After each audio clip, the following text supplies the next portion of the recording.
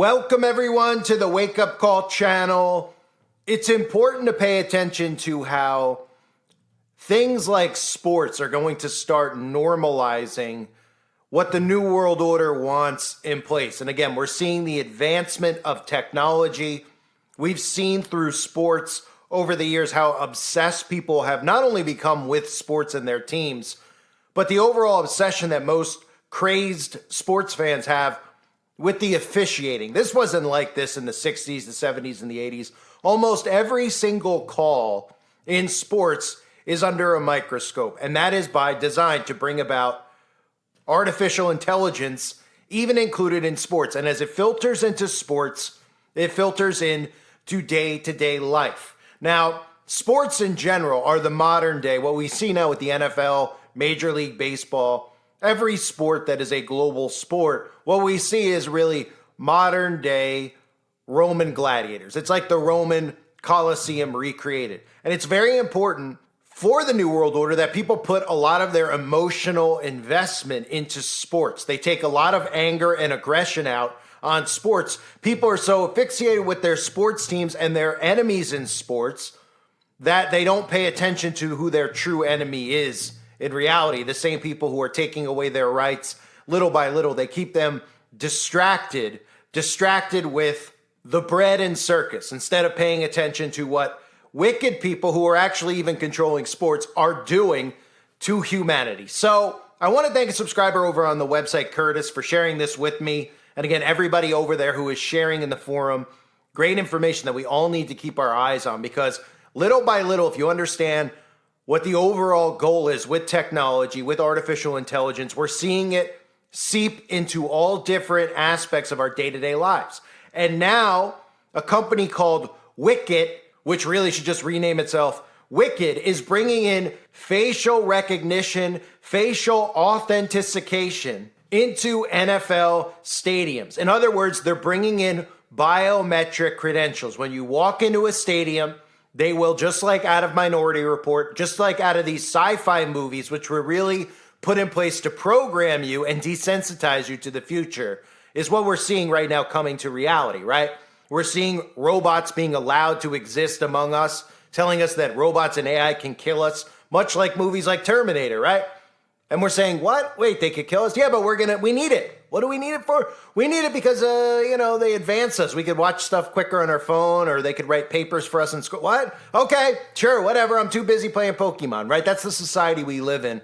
They just continually are bringing these things into our lives that we don't need. We're allowing them to do it, and we're distracted by things like sports while they're using things like sports to quietly normalize these things, right? So for these people to go to the football game, now they're going to have their retina scanned, their facial expression scanned, their faces, I should say, scanned as they enter the football stadium. And this is going to spread to concerts. And again, they tell you that this is how they clamp down on fake credentials. Because, so many people are bringing fake credentials to go into a New York Giants or a Dallas Cowboys or a Cleveland Browns game, right? I mean, they just have to say, clamp down on fake credentials, as if somebody's going into the stadium and doing what? Taking what? What? Huh? Why would you need facial recognition for you to enter into a football game or not? Is somebody stealing your ID to go watch the football game on Sunday? Nobody asks questions.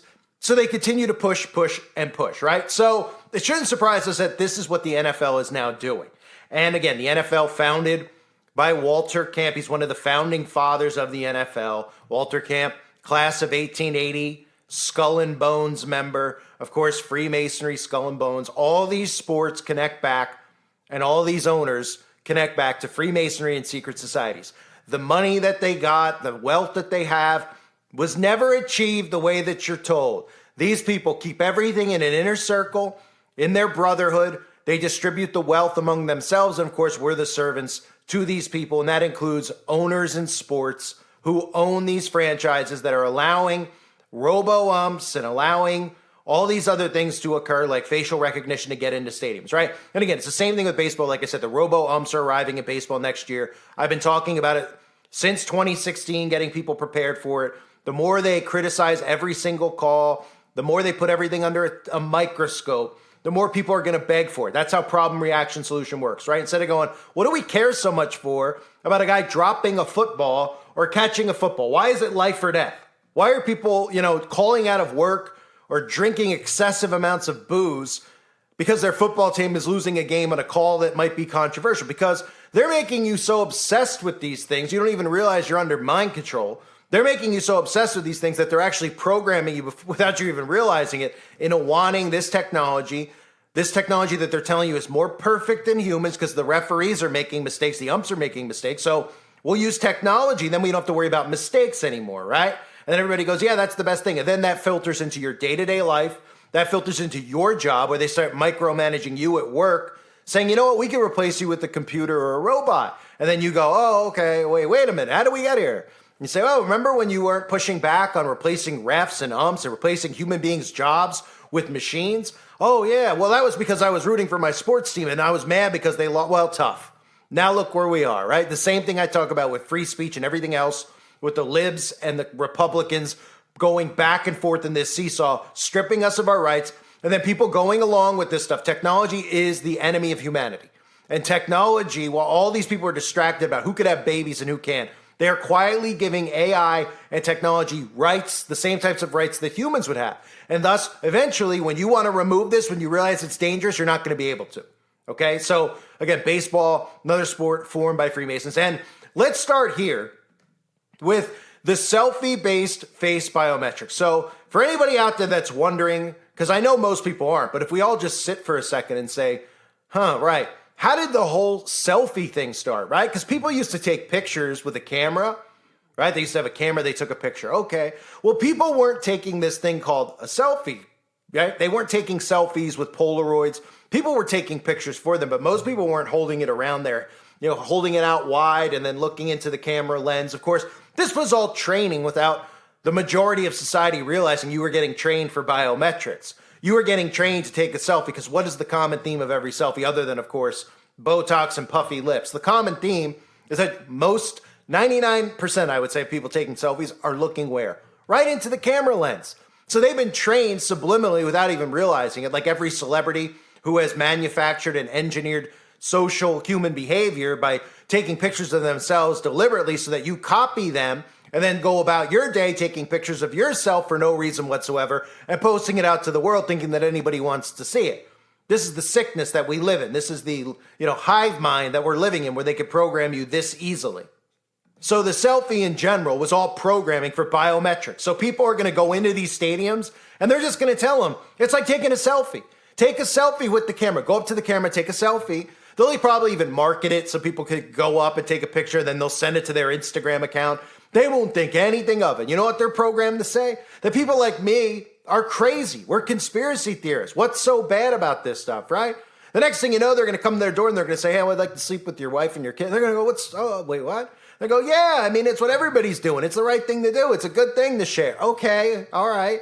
Then they're going to wake up in the middle of the night in a deep sweat and say, wait a minute, did I just share my family with some stranger off the street? What am I doing? Right, well, this is how you get to, little by little to points like that. You give without realizing what you're giving away. You're giving away the most important thing that you have, which is privacy. You're giving it to the government. You're giving it to corporations, which is the government in America. Surprise, surprise. So Wicket facial recognition is rolling out in all NFL stadiums, okay?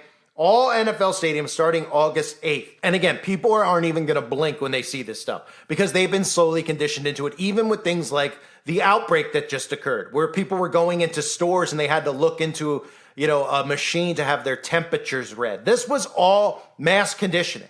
And now we're under mass surveillance without people even realizing it. We're allowing the government to roll out these CCTV cameras. I've talked very often about this popularity, this craze with true crime. This craze of true crime is making people want more and more and more CCTV footage.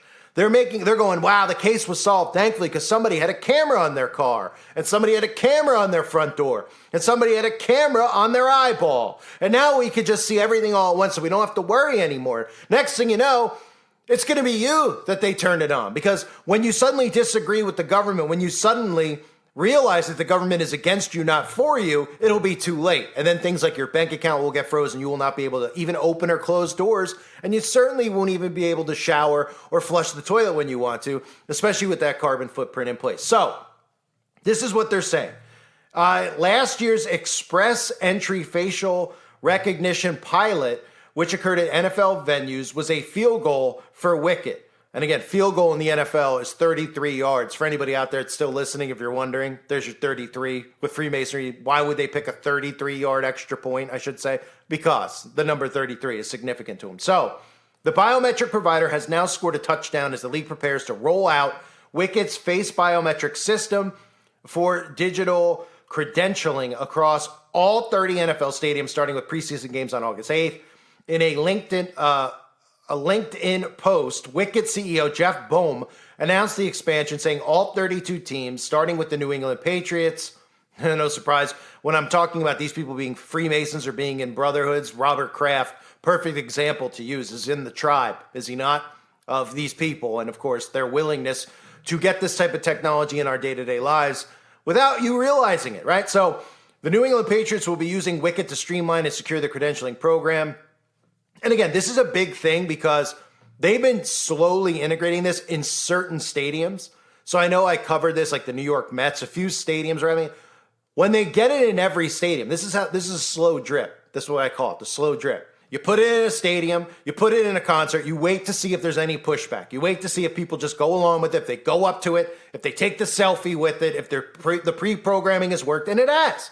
It has, because nobody cares. Everybody is constantly distracted with nonsense. Everybody's constantly in a rush to get nowhere. And then the next thing you know, we're in a surveillance state. We're in a police state. And they go, no. This is to protect from fraud. And everybody just goes, oh, okay. It's to protect from fraud. Nobody goes, what fraud? Because last I checked, in the 70s and 80s, were people fraudulently getting into concerts and sporting events? I mean, what does that even mean? What, did somebody jump somebody for their ticket out in the parking lot and then run inside with it? I mean, that's what we had security for, right? Somebody would yell, hey, that guy attacked me and took my ticket. Here are the police. Oh, right, the police don't show up anymore. How convenient to take care of the stuff. AI will take care of it for the police, because this is where we're headed. Remember, the World Economic Forum and artificial governance, okay? Smart city governance is not just in cities, it's everywhere.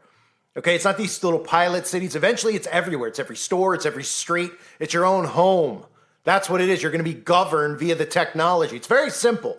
But of course, you won't hear the alt-right screaming about that, because they're still telling their audience that this stuff with technology is not bad, because we need to pay attention to, our Congress talking about if men can have babies or not. So they can gaslight you with nonsense while the government is responsible for putting biometrics in place so you can go watch a football game. Next thing you know, you're going to need biometrics to go to the grocery store. The next thing you know, the biometrics are going to be embedded in you. You won't have to make eye contact with your retina because it's going to be in your genetic code. Oh, wait, it already is in a lot of people's genetic code. And then what? Well, your body will just get scanned. It'll be called the mark of the beast, and you won't be able to buy or sell without it. So to enter a store and leave a store with a product, you're going to need it, right? You see how all this works and what we're headed towards? That's what we're headed towards. So the selfie-based face biometric system runs in tandem with software from a credit solution which checks credentials at security checkpoints for complete identity access management. Users with registered credential badges can have them scanned and compared against a real-time selfie taken at the security checkpoint, right? So you call it a selfie, and then people don't even think anything of it, that they're getting their face, the picture of them taken. They don't care, and they don't realize they've been desensitized to it. This is what I've been warning about. This is it, right? Next thing you know, it goes from here, it goes to an airport. Goes from an airport, goes to getting in a cab or an Uber. It goes and goes and goes and goes. And with no pushback, this is what happens. And our Congress is not pushing back against it because they're in on it. That's why the Republicans in Congress never bring this stuff up. And when they do bring up the dangers of AI, they foo-foo it. And the next thing you know, they start talking about Trump and getting people angry about Christians' rights and getting people angry about men having kids or not. Men can get pregnant, all this nonsense, right? Well, they normalize this and they don't make you think for 5 seconds about the dangers of this and how we're giving all of our privacy up to the government. Everybody's always been afraid of a surveillance state, a police state. It's here. And nobody even knows it's here yet. That's what's scariest about it. So the users with registered credential badges can have them scanned and compared against a real-time selfie taken at the security checkpoint, triggering green signals for go or a red signal which will prohibit access. It also includes a phone-based system that is available to navigate possible glitches. An update from Stadium Tech Report notes some uncertainty about how the Wicket system will operate internally at stadiums.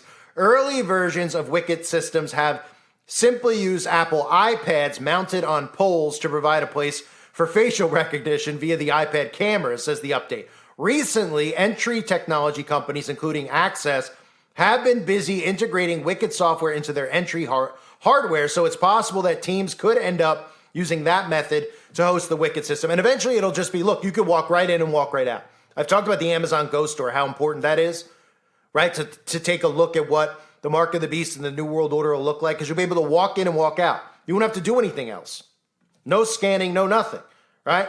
So they're going to start by saying, well, you take a selfie here, then, oh, well, it's even easier now. It is? What now? Well, now we just have these cameras at every corner. And all you got to do is walk in. That's all you got to do. Yep, walk right in. You won't have to look right into the camera lens because it'll be embedded in your genetic code.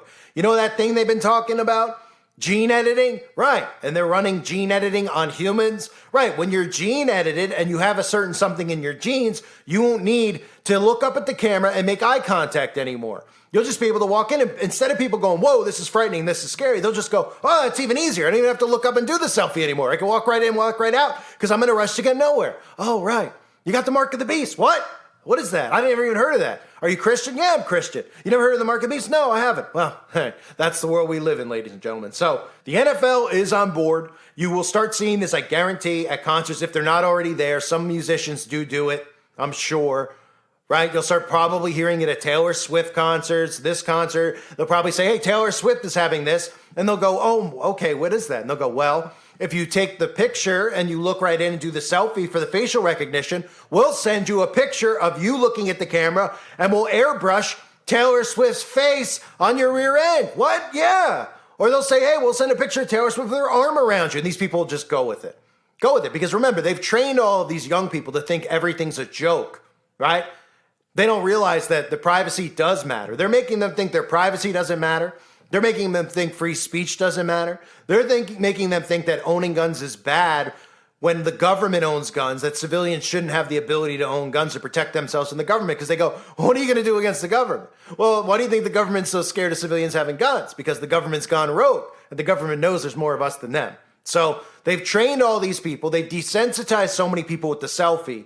And this is what we've gotten to, the drip method. Little by little. I thank everybody for being here. And again, I thank the subscriber over on the website, Curtis, for sharing this with me and everybody who's over there. The website's linked below, uprisinglibs.com. I recommend everybody join it if you haven't yet. Thanks again, everybody, for being here. Hope you're all well. God bless you and your families, as always.